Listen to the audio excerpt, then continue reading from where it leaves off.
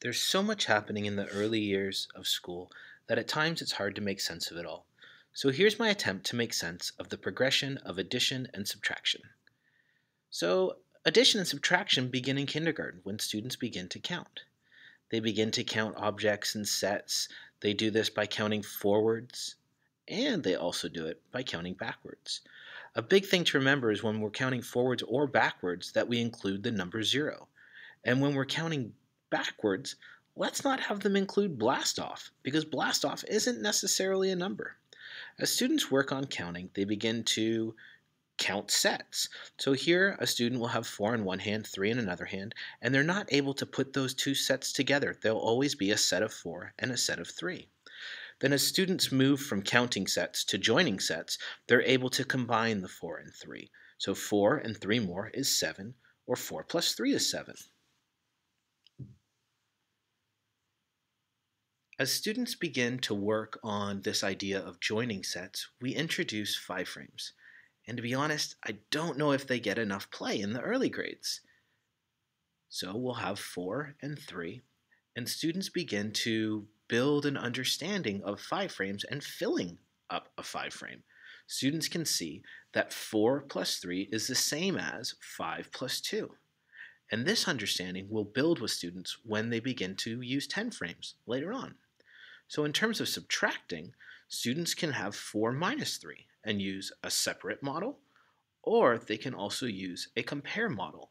The big piece here is that a context should always drive the strategy that students are using.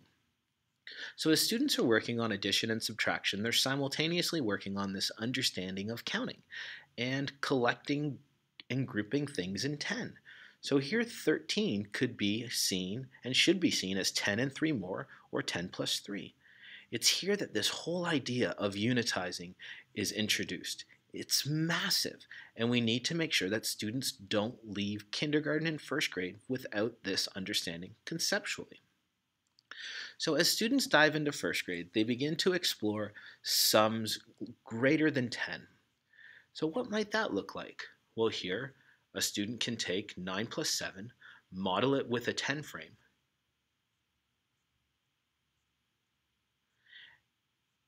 and because they've worked on this idea of unitizing, or they're beginning to, they know that it's most efficient to, say, fill up a 10 frame. So they take 1 from the 7, give it to the 9 to make a 10, and they're left with 6. Here students are beginning to think flexibly about numbers, and the same understanding applies to double-digit numbers. The big piece here is that students, as long as they're using concrete models, they're also drawing representations. So what did we do? We want to make a 10. So we're going to take our 1s and bundle them up to make another 10. Decompose the 8 into a 3 and a 5, give 3 to the 37 to make 40, and have 5 more. So what does this look like with subtraction in first grade? Well, in first grade, students are only subtracting multiples of 10. And here, 37 minus 20, they can see if they remove 2 10s, they're left with 17. So what happens in second grade? How does this build on what they've learned in first grade? Well, they might use 2 two-digit numbers. And here is where we begin to introduce base 10 blocks because of that whole idea of unitizing that students are still developing in kindergarten and first. Again, just like before, we'll draw a representation for our model. We'll create another bundle of 10. And here's how students can begin to move from the concrete to the representation to the abstract. Now, it might not be efficient, or students might see that it's not efficient to write it out on the side all the time. So, to become more efficient, they can begin to use this understanding of partial sums and find a shortcut. 8 plus 3 is 11, 40 plus 30 is 70. And this understanding of partial sums, well, it leads brilliantly into their understanding that they begin to develop with partial products in fourth grade. So that works for addition, but does it work for subtraction? Well, we want to try and use models that continue to work the same and consistently throughout math. We don't want them to expire.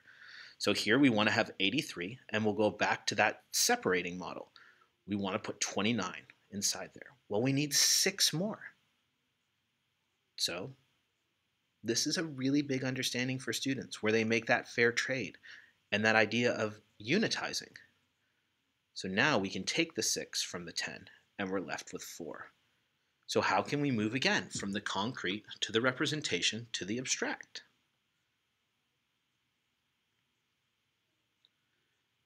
Again, everything that we're doing here and all the work that we're doing, we're not undermining place value. And what's great is that this model, this understanding that we're building, well, it also applies to larger numbers as well.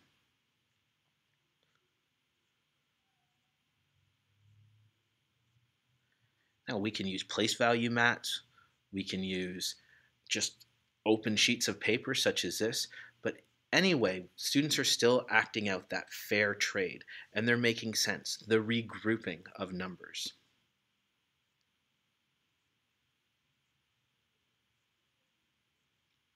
So what does this look like as we begin to write it as an algorithm?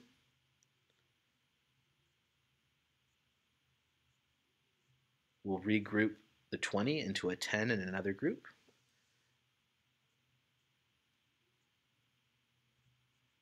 It's all about students seeing the math conceptually, and we're not undermining place value.